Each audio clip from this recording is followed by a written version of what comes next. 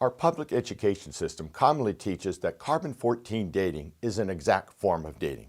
And as a result, many are under the belief that carbon-14 is reliable for dating fossils to old ages, tens of thousands of years. But just how reliable is carbon-14 dating when we look underneath the surface? Well, I'm your host, Mike Riddle, the president and founder of Creation Training Initiative. And our purpose is to train others on the truth of science, but also to train others how to speak and teach on biblical creation and apologetics. And to do this, we offer training courses all around the country and even around the world. Well, today's session is session number 2 on carbon-14. In session 1, let's go back and do a reminder. In session 1, we discussed things such as, what is carbon-14? We found out it's an atom. Now, it's an atom that has 6 protons, and that's how we learned how we distinguish different types of atoms by the number of protons. All carbon atoms have 6 protons, nitrogen atoms have 7, and oxygen atoms have 8. We also learned where carbon-14 comes from. We have these highly energized particles called cosmic rays bombarding our upper atmosphere. And as a result, some of the nitrogen atoms in our atmosphere get changed or converted into carbon-14 atoms, and that's where they come from. We also learned that carbon-14 is an unstable atom or isotope. What we mean by this is over time, the carbon-14 atom will decay back into a nitrogen atom. Now, it does this through what we call radioactive decay. We also mentioned that carbon-14 is only found in once living things. It is not generally found in rocks. Therefore, carbon-14 can only be used to date once living things or organic materials and not rocks. We also found out that the half-life of carbon-14 is about 5,730 years. In other words, how long does it take half the remaining carbon-14 in the atmosphere or in a dead thing to decay out? That was 5,730 years, which means the maximum dating range for carbon-14 would only be about 80,000 years and not millions of years. So that's what we learned in session 1. Now let's go session 2, and we have 2 very important concepts to discuss here. Number 1, how does the dating process actually work? And number 2, how reliable is it? So those will be our 2 topics today. Now, to understand carbon-14 dating method, we need to know that there are different types of carbon. There is carbon-12, carbon-13, and carbon-14. Well, what's the difference? Well, they all have 6 protons. What is different between them is the number of neutrons in them, which make up the core or nucleus of the atom. In other words, carbon-14 has 6 protons and 8 neutrons. We also need to know that dating methods, when scientists go out and do these dating methods and incorporate them, that what they're using is good science. They're using scientific principles to help us interpret things that happened in the past. The procedures the scientists are using to do this are really not what is in question.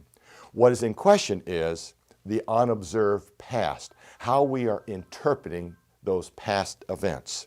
That is what's in question here. So now we got some background. How does the dating process actually work? Now, to do this, we need to use another form of carbon. So to do the dating of carbon-14, we also have to use carbon-12. What is the basic difference here?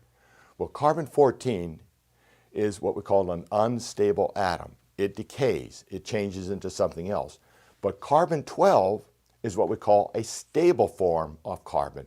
It does not decay, it always stays carbon-12.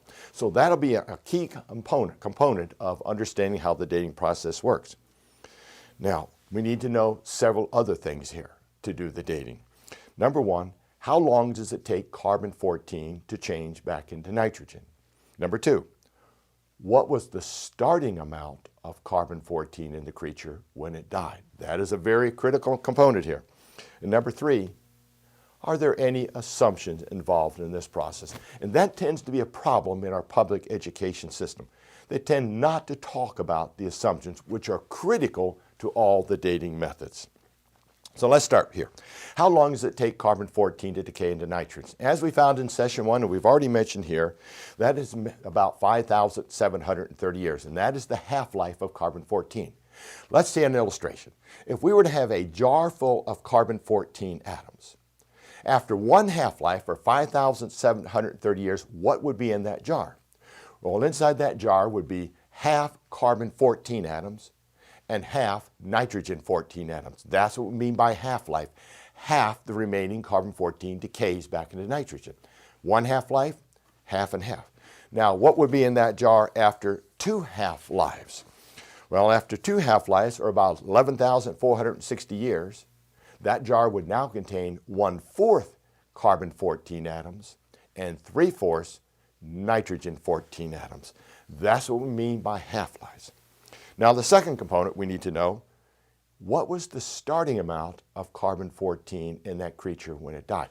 Now we're talking about things we did not observe. We're talking about historical things. Now, scientists can know the amount of carbon-14 in the creature when it died. They can then measure the amount of carbon-14 that's currently in the creature, and they can determine how many half-lives have passed. For example, if 3 half-lives have passed, that would mean that creature has been dead for, let's say, 3 half-lives, 3 times 5,730, which means that creature has been dead for 17,190 years. So they do the dating carbon-14 based on the number of half-lives that have passed by. And to be able to do this, they have to know how fast carbon-14 decays and how much carbon-14 was in that creature when it died. Critical pieces there. But to know the amount of carbon-14 that was in that creature when it died, we need to know 2 more pieces of information. This is getting involved now. We're doing a lot of numbers in here. Well, we have to start with what is the current ratio of carbon-12 to carbon-14. That's just what we're trying to do. Remember, to determine the number of half-lives, we have to take a look at something called the ratio of carbon-12 to carbon-14. And remember, carbon-12 is stable. It does not change. And the current ratio of carbon-12 to carbon-14 in the atmosphere is 1 trillion carbon-12 atoms for every 1 carbon-14 atom.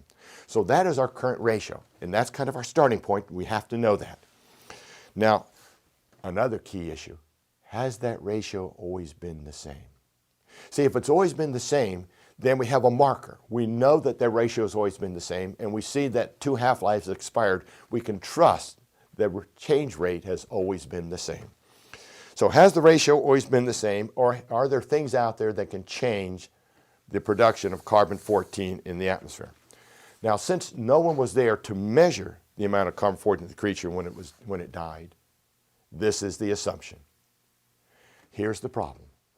I don't see that word assumption or even the mention of the assumption in our high school textbooks. They just go along as if this is an accurate method. So problem number 1 with our public education system and in our textbook authors is they don't want to talk about the science. Now, if the assumption is true, if that assumption is true, then carbon-14 can be a valid dating method for maybe up to about 80,000 years. But if that assumption is false, then the method will give incorrect ages. Are you starting to see why they don't want to talk about the assumptions?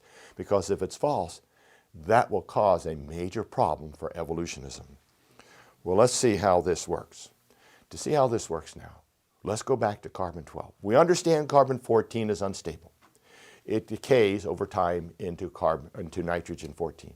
But carbon-12, we showed, is a stable form of carbon. It does not change.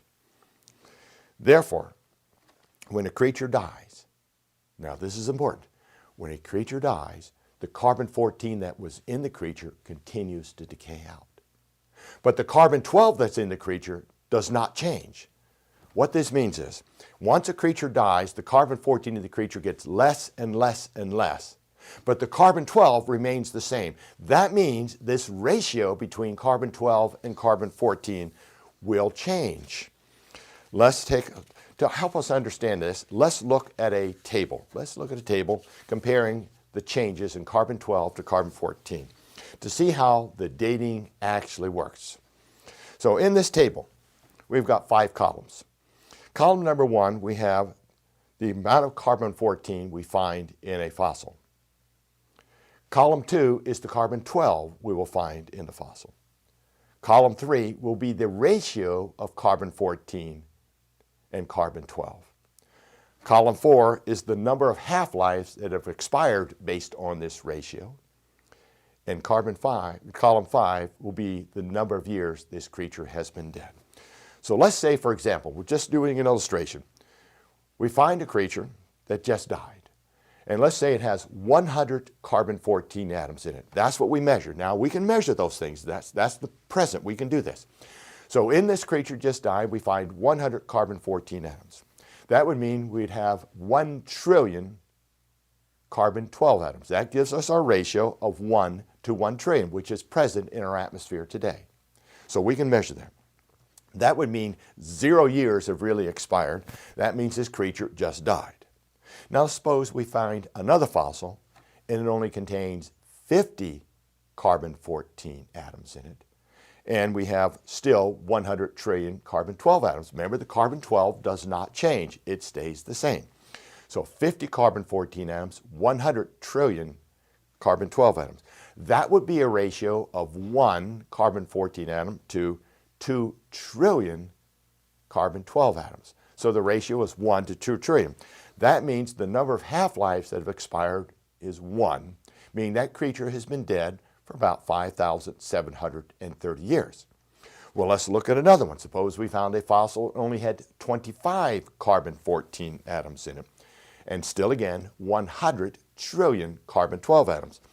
That would mean we have a ratio of 1 to 4 trillion, or 2 half-lives that have expired, which means that creature has been dead for 11,460 years. Well, let's go to another one. Suppose we were to find a dead creature that had only 12 carbon-14 atoms and 100 trillion carbon-12 atoms. That would mean that ratio would be 1 to 8 trillion. That means that creature has been dead for 3 half-lives, or 17,100 years. Now let's do a couple more.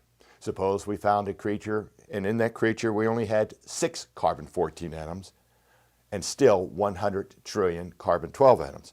That would give us a ratio of 1 to 16 trillion, meaning 4 half-lives have expired, or that creature has been dead for 22,920 years.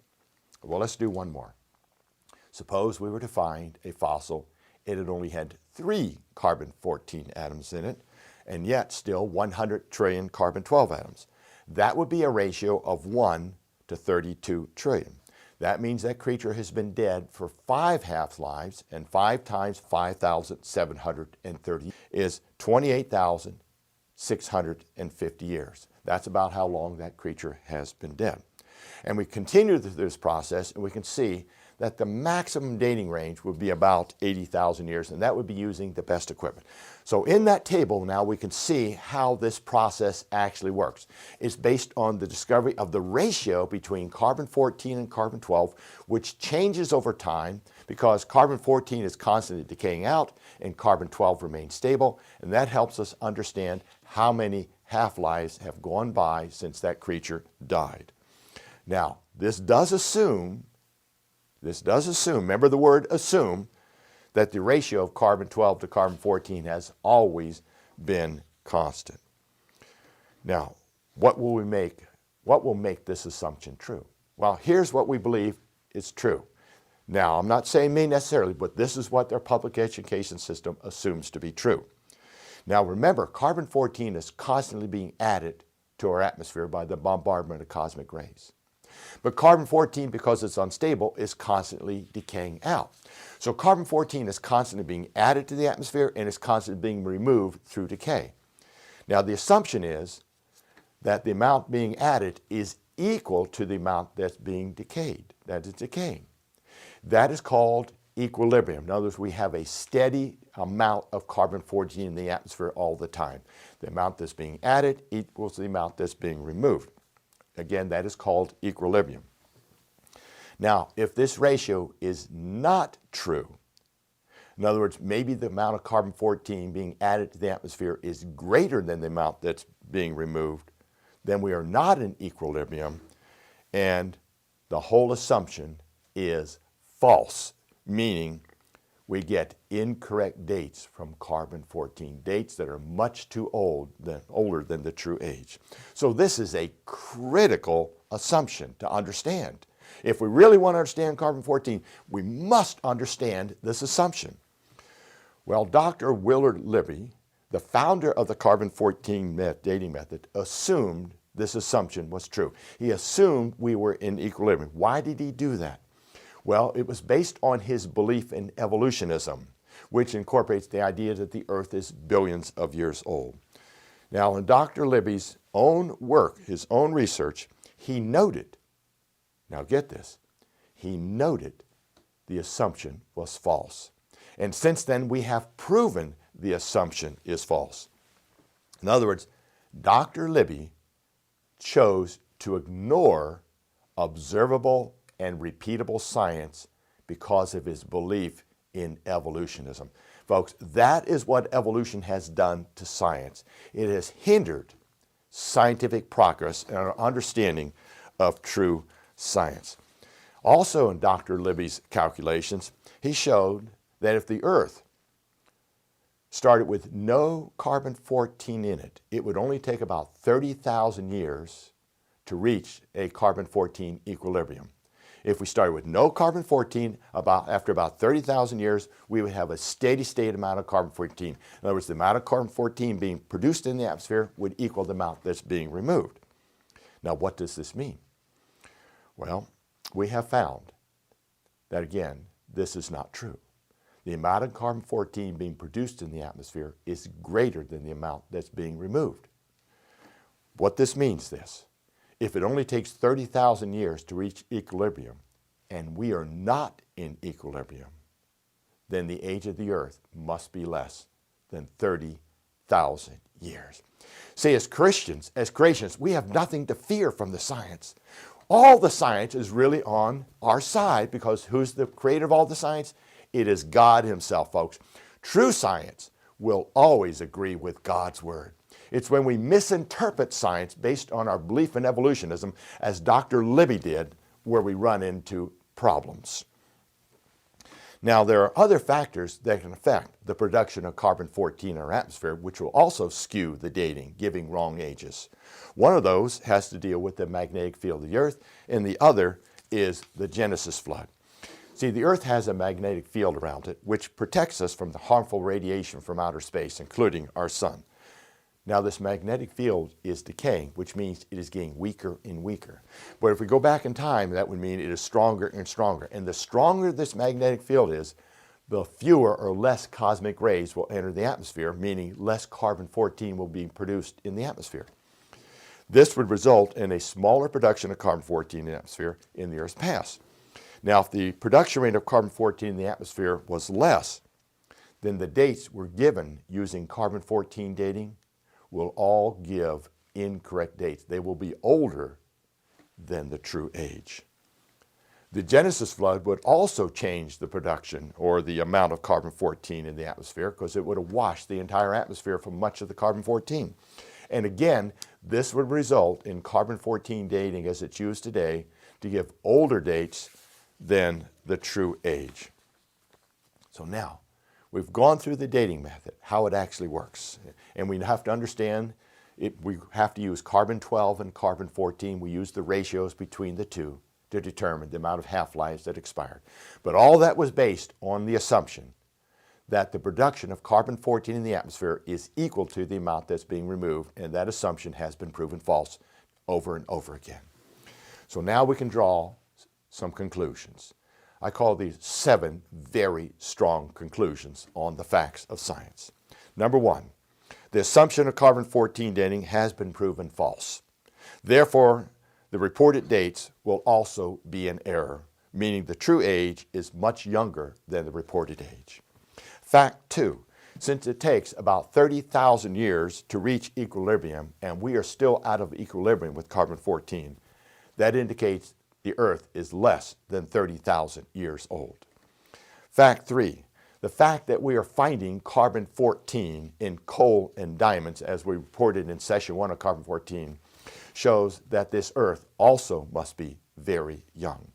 Fact 4, the fact that we're finding carbon-14 in dinosaurs all over the world indicates dinosaurs can only be thousands of years old and not millions. Fact 5, the Bible clearly teaches the earth is only about 6,000 years old. Fact 6, the Bible and true science agree. It is the evolution story that is false. And fact 7, since the Bible's history is true, meaning in the beginning God created heaven and the earth, and he did it in 6 literal days, and the Old Testament points to the New Testament, and the New Testament confirms the Old Testament, that means the salvation message must also be true. And what is this salvation message that God has given us in his word? Well, we can read it in John 3:16, and it reads, "For God so loved the world that he gave his only begotten Son, that whoever believes in him should not perish, but have everlasting life."